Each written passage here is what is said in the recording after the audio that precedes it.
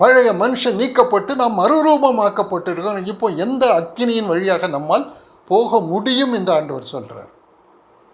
அதனால் நம்மை சுற்றி பற்றி எறிகிற எப்படிப்பட்ட அக்கினியாக இருந்தாலும் சரி, எப்படிப்பட்ட சூழ்நிலைகள் ஆனாலும் சரி, நான் கிறிஸ்துவை தரித்து கொண்டிருக்கிறேன் என்கிற ஒரு விசுவாசம் உண்டானால் நீங்கள் தைரியமாக அந்த அக்கினியின் வழியாக போங்க. ஏன்னா நீங்கள் ஆவிக்குரிய ஜீவன். ஆவிக்குரிய ஜீவன் எந்த அக்கினி வழியாக போகும்? அக்கினி பட்சிக்கவே முடியாது. இதுதான் இஸ்ரவேல் ஜனங்கள் அவங்களுடைய வனாந்திர வாழ்க்கை எல்லாவற்றையும் ஆண்டவர் நமக்கு திருஷ்டாந்தமாக அவர் கொடுத்திருக்கிறார். எவ்வளவு பெரிய பயம்! பார்வோனுடைய சேனை வந்தது. அந்த சேனையால் சிவந்த சமுத்திரத்தை கடக்க முடிஞ்சுதா? முடியாது. ஆனால் ஒரு ஆயுதம் கூட இல்லாத இஸ்ரவேலர் கர்த்தரை தரித்து கொண்டிருந்ததுனால கடந்து போனாங்க. போக முடியும். நம்மை மிரட்டுகிற சம்பவங்கள் நிறைய இருக்கும். அதெல்லாம் கண்டிப்பாக இருக்கும். அது இல்லை என்று நாம் சொல்லக்கூடாது. அதை ஆண்டவர் எடுத்து போட வேண்டும் என்று ஆண்டவர் விரும்புகிறதும் இல்லை. கர்த்தாவே கர்த்தாவே என்று ஜெபம் பண்ணுறதுல என்ன லாபம்? ஆண்டவரே ஆண்டவரே என்று சொல்கிறதுனால, போதகரே எங்களை ரட்சியம். காற்றடிக்குது, தண்ணீர் சமுத்திர தண்ணீர் படகு வழியாக நிரம்புது. நல்ல ஜெபம் பண்ணாங்க ஆண்டவர்கிட்ட. கர்த்தாவே கர்த்தாவேன்னு ஜெபம் பண்ணாங்க. கர்த்தாவே கர்த்தாவேன்னு ஜெபம் பண்ணுறது மனுஷன்யா. அவன் உயிர்ப்பிக்கப்பட்ட ஆவிக்குரிய ஜீவன் கிடையாது. உயிர்ப்பிக்கப்பட்ட ஆவிக்குரிய ஜீவனானால் அது மோதும் போது அவன் என்ன செய்வான் என்றால் விசுவாசத்தை அங்கே கொண்டு வருவான். அதைத்தான் ஆண்டவர் பார்க்குறாரு. ஜபத்துக்கு ஆண்டவர் மார்க் போட மாட்டார், விசுவாசத்துக்கு தான் மார்க் போடுறார். விசுவாசிக்க முடியவில்லை, என்னால் விசுவாசிக்க முடியலை, அப்படி ஒரு சூழ்நிலை வருதான்னா ஆண்டவரை இதை ஜெயங்கொள்ளுகிறதுக்கு எனக்கு பலன் தாங்க, அதை நீக்கி போடுங்க. இல்லை, இதை நான் ஜெயங்கொள்ளணும். என்னுடைய வாழ்க்கையில் நீங்கள் தானே இதை அனுமதிச்சிருக்கீங்க. நான் தோற்று போகிறதுக்கா? இல்லையே, நான் ஜெயங்கொள்கிறதுக்கு. ஒரே விசுவாசம் எடுத்து உபயோகப்படுத்து. நான் அல்ல, கிறிஸ்துவை எனக்குள் பிழைத்திருக்கிறார். கிறிஸ்துவை நான் தரித்து கொண்டு இருக்கிறேன். இந்த காற்று என்னை ஜெயிக்க முடியுமா? இந்த கடல் என்னை ஜெயிக்க முடியுமா? இந்த வியாதி என்னை ஜெயிக்க முடியுமா? முடியவே முடியாதுன்னு ஆண்டவர் சொன்னால் முடியாதா? அதுக்கு மேலே ஏன் எனக்கு சந்தேகம் வருது? ஆனால் வியாதி வருதா? வருது. பலவீனம் இருக்கா? இருக்குது. சரீரத்தின் அவயவங்கள்லாம் பழுதாகுதா? ஆகி கொண்டு தான் இருக்கும். அதற்கும் நம்ம ஜெயத்துக்கும் சம்மந்தமே கிடையாது. ஏன்னா நாம் உயிர்ப்பிக்கப்பட்டு இருக்கிறோம். இது கிறிஸ்துவின் சரீரம். தேவனுடைய ராஜ்யத்திற்குள் இருக்கிறோம் என்று நம்புகிறோம். நம்மில் இருக்கிறது தேவன் நமக்கு கொடுத்த சரீரம். தேவனுடைய ஆவியானவர் வாசம் பண்ணுகிற தேவனுடைய ஆலயமாய் இருக்கிறீர்களே. அப்போ நம்முடைய நம்பிக்கை நம்ம ஒரு மனுஷனாக நம்ம தேவையில்லாமல் நம்புகிறோம். நாம் உயிர்ப்பிக்கப்பட்ட ஆவி என்று தேவனுடைய ஆலயம் என்றால் அதுக்கு என்ன அர்த்தம்? தெய்வத்துவம் முழுவதும் இங்கே இருக்குது. தெய்வத்துவம் முழுவதும் வச்சுக்கிட்டு எதுக்கு பயந்து நடுங்குறீங்க? அதுதானே சொல்கிறாரு. தெய்வத்துவம் இருக்குங்கிறத நம்புங்க. சூழ்நிலைகள் எவ்வளவு என்னை எதிர்த்து நின்றாலும், அது நமக்கு பாதகமாக இருந்தாலும், தேவன் நமக்கு சாதகமாகவே இருக்கிறார். அவர் நம்மில் இருக்கிறார், கிறிஸ்துவாக இருக்கிறார். கிறிஸ்து ஒருபோதும் நம்மை கைவிடுகிறதில்லை. இந்த வானமும் பூமியும் நம்மை கைவிடும், ஒழிந்து போகும். உலக தாளந்துகள் எல்லாம் கைவிடும். அதெல்லாம் நம்முடைய விரோதி தான், வஞ்சிக்கிறது தான். அதனால தான் உலகத்தின் மேலே நம்பிக்கை வைக்காதீங்க, இந்த உடலின் மேலே நம்பிக்கை வைக்காதீங்க. அப்போ நமக்கு புசிக்கிறதுக்கு அப்பம் வேண்டாமா? குடிக்கிறதுக்கு தண்ணீர் வேண்டாமா? வேணும்.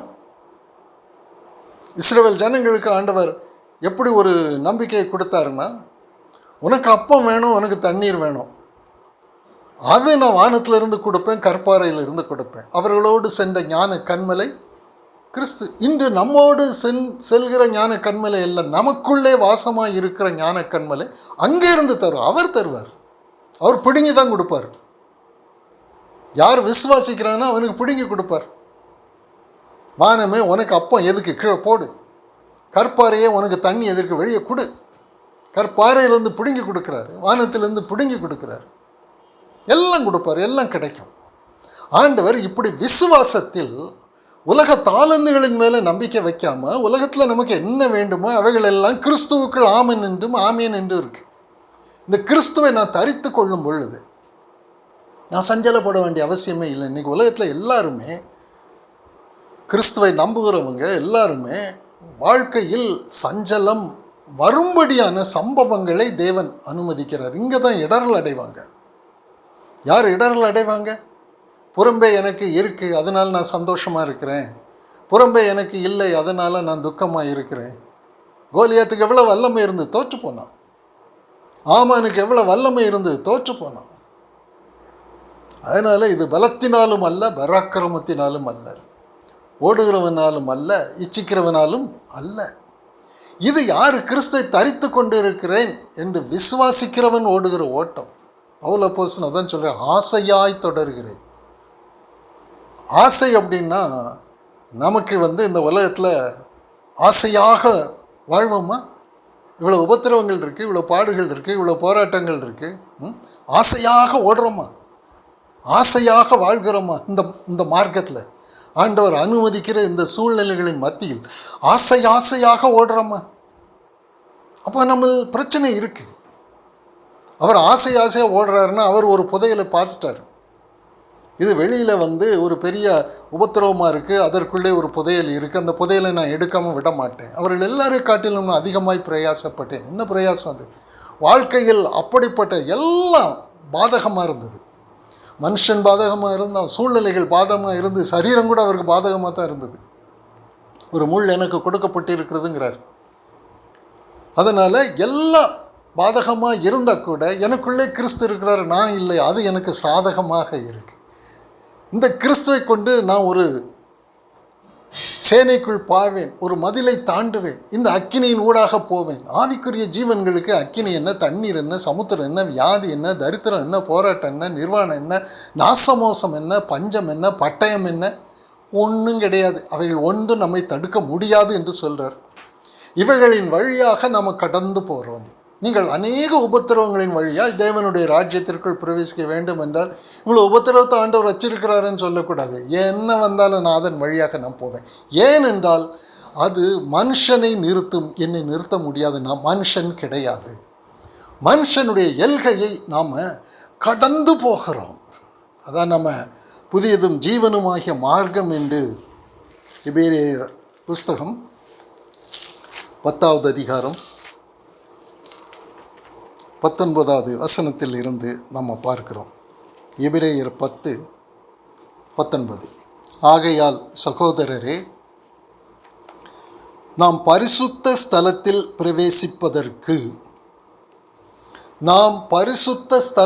பிரவேசிப்பதற்கு இதெல்லாம் நம்ம சிந்திக்கிறோமா? ஒரு மனுஷன் எப்படி பரிசுத்த ஸ்தலத்துக்குள்ளே பிரவேசிக்கிறது? மனுஷ ஸ்தலத்துக்குள்ளே இருப்பான், முதலாம் கூடாரத்துக்குள்ளே இருப்பான். இன்னைக்கு பாருங்கள், எல்லா சபை கூடுகிற இடங்களெல்லாம் முதலாம் கூடாரமாக மாற்றி விட்டார்கள். முதலாம் கூடார ஆராதனை அது பரிசுத்தத்திற்குள் பிரவேசிக்கிறது இல்லை. அது நம்முடைய இருதயத்தை மாற்றாது, நம்முடைய சுபாவத்தை மாற்றாது. பயம் வந்தால் பயப்படுவோம். சூழ்நிலையில் எனக்கு பாதகமாக இருந்ததுன்னா கலங்குவோம், திகைப்போம், பட்டயத்தை எடுப்போம், பட்டயத்தால் மடிவோம். அந்த முதலாம் கூடாரம் பரிசுத்தம் என்பது மகா கேடானது என்பதை ஆண்டவர் நமக்கு காண்பிக்கிறதுக்கு தான் யூதர்களோடு முதலாம் உடன்படிக்கையை தேவன் பண்ணினார். ஒரு மனுஷன் மத்தியஸ்தராக இருப்பான். இப்போ மத்தியஸ்தர் மனுஷன் கிடையாது, கிறிஸ்து. அவர் நமக்குள்ளே இருப்பார். நமக்குள்ளே கிறிஸ்து நமக்கு மத்தியஸ்தராக அவர் நமக்காக வாழ்கிறாரே. இந்த வாழ்க்கையை விட்டுட்டு ஒரு மனுஷனுக்கு பின்னாடி நான் முதலாம் கூடாரத்தின்படி நான் போகிறேன் என்றால் அது இருக்கும், உலகம் முழுக்க இருக்கும். நாம் தான் கரையம் கொடுக்கணும். அதன் விளைவு நாம் பரிசுத்தத்திற்குள் பிரவேசிக்க முடியாது. மகா பரிசுத்த ஸ்தலத்தில் நாம் பிரவேசிக்க முடியாது என்றால் மனுஷ எல்கையை கடந்து மனுஷத்துவத்தை ஜெயிக்க முடியாது. கோபம் வர வேண்டிய சூழ்நிலை வந்துன்னா கோபம் வரும். துக்கம் வர வேண்டிய ஒரு சூழ்நிலை வந்துன்னா துக்கம் வரும். இச்சை வர வேண்டிய ஒரு சூழ்நிலை வருது அப்படின்னா இச்சிப்போம். எல்லாம் தோல்வியாகத்தான் இருக்கும். பரிசுத்தத்திற்குள் பிரவேசிக்க முடியலையே. கர்த்தருடைய பரிசுத்தத்திற்குள், கர்த்தருடைய தெய்வத்துவத்திற்குள், அவருடைய சுபாவத்தை நாம் பெற்றுக்கொள்ளவில்லையே. கர்த்தருடைய சுபாவத்தை பெற்றுக்கொள்ளுகிறது தான் மகா பரிசுத்தத்தில் பிரவேசிக்கிறது. மனுஷ எல்கையை கடந்து ஆவிக்குரிய எல்கைக்குள் போகிறது. இதுதான் கல்வாரி சிலுவையில் நடந்தது. மனுஷத்துவம் மரித்தது, தெய்வத்துவத்தில் உயிர்ப்பிக்கப்பட்டிருக்கிறோம். நீங்கள் உயிர்ப்பிக்கப்பட்டவர்களாச்சே. கிறிஸ்துவோடு கூட மரித்தவர்கள், அவரோடு கூட எழுந்தவர்களாய் இருக்கிறீர்கள். இனி நாம் பாவத்துக்கு ஊழியம் செய்யாதபடிக்கு பாவ சரீரம் ஒழிந்து போகும் பொருட்டாக நம்முடைய பழைய மனுஷன் அவரோடு கூட சிலுவையில் அறையப்பட்டான் என்று அறியீர்களா? இப்போ நாம் உயிர்ப்பிக்கப்பட்டவர்களாக இருக்கிறோம். மனுஷ எல்கையை கடந்து நாம் போகிறோம் என்றால் முன்னாடி கோபப்படுற நாம இப்போ கோபப்பட வேண்டிய அவசியம் இல்லை. ஏன் கோபப்பட்டோம்? நமக்கு ஏதோ ஒரு கேடு இருக்குங்கிறதுனால கோபப்பட்டோம். ஏன் இச்சித்தோம்? நமக்கு ஏதோ ஒரு நன்மை இருக்கிறது என்கிறதுனால இச்சித்தோம். ஏன் போட்டி போட்டோம்? ஏன் சண்டை போட்டோம்? ஏன் சாபம் கொடுத்தோம்? நமக்கு அதில் ஒரு உலகத்தில் நன்மை இருக்குது. இது மனுஷ இயல்கை. இது முதலாம் கூடாரத்தின் பரிசுத்தத்தில் உள்ள அத்தனை பேரும் இதுக்கு அடிமையாகத்தான் இருப்பாங்க. இந்த அடிமைத்தனத்திலிருந்து விடுதலை கொடுக்கிறதுக்குத்தான் கிறிஸ்து நம்மை ஆவிக்குரிய ஜீவனாக மாற்றி இருக்கிறார். இதுதான் புதிய உடன்படிக்கை. இந்த புதிய உடன்படிக்கையில் நாம் மறுரூபமாக்கப்பட்டிருக்கிறோம் என்பதையே மறந்துட்டு கிறிஸ்துவை தரித்து கொள்ளாமல் முதலாம் கூடார பரிசுத்தத்திற்குள் இருந்து புறம்பான ஒரு அலங்காரத்தை காட்டுகிறதுனால என்ன லாபம் நமக்கு? இவ பாவம் செய்தா, இவ அக்கிரமம் செய்தா, இவ விபச்சாரம் பண்ணினான்னு சொல்லி ஆண்டவர்கிட்ட கூட்டிகிட்டு வந்தாங்க. அவளுக்கு புறம்பான அசுத்தம் இருந்தது, இவங்களுக்கு உள்ளார அசுத்தம் இருக்கு. ஆண்டவர் அதை காண்பிக்கிறார். நீங்கள் நீதிமான்கள், உங்களுடைய தீர்ப்பின்படி தேவன் புறம்பே பார்க்க மாட்டார். நம்ம என்ன ஒரு வேஷம் போட்டுக்கிட்டு இருக்கோம், அந்த வேஷத்தை பார்க்க மாட்டார். அவர் இருதயத்தை பார்க்கிற தேவன், மனுஷன் முகத்தை பார்க்கிறவன். இவன் நீதிமான், நல்ல மனுஷன், இவன் பெரிய பிரசங்கியார், போதகர். ஆனால் ஆண்டவர் அதெல்லாம் பார்க்க மாட்டார். இவன் மனுஷனுடைய எல்கையில் நிற்கிறானா, அதை கடந்த ஆவிக்குரிய எல்கைக்குள் கிறிஸ்துவுக்குள் அவன் ஆவிக்குரிய ஜீவனாக வருகிறானா, இவன் மறு ரூபம் அடைகிறானா, அல்லது இந்த மாம்சத்தின் வட்டத்திற்குள்ளே இருந்து ஒரு வேஷம் போட்டுக்கொண்டு முதலாம் கூடார பரிசுத்தத்தை காட்டி கொண்டு இருக்கிறானா? இது நமக்கு தான் கேடு. இந்த பரிசுத்தம் இருக்கிறது வரை நமக்கு நாமே வைக்கிற கண்ணி. எவனாவது ஒருத்தன் நான் சஞ்சலப்படணும், நான் துக்கப்படணும், நான் வருத்தப்படணும் அப்படின்னு சொல்லி நினைப்பானா? 38 வருஷம் பெத்தஸ்தா குளத்தில் கிடந்துன்னு பார்த்து ஆண்டவர் கேட்டார், நீ சொஸ்தமடைய வேண்டும் என்று விரும்புகிறாயா? உனக்கு அந்த வாஞ்சையே இல்லையே. 38 வருஷம் இந்த நீதிக்குள், இந்த பரிசுத்தத்திற்குள், 38 இல்லை 100 வருஷம் ஆனாலும் நீ இப்படி தான் இருப்ப. சொஸ்தம் அடையணும், நான் இந்த மனுஷ எல்கை விட்டு கடந்து கிறிஸ்துவின் எல்கைக்குள்ளே போகணும், மகா பரிசுத்தத்திற்குள்ளே நான் பிரவேசிக்கணும்.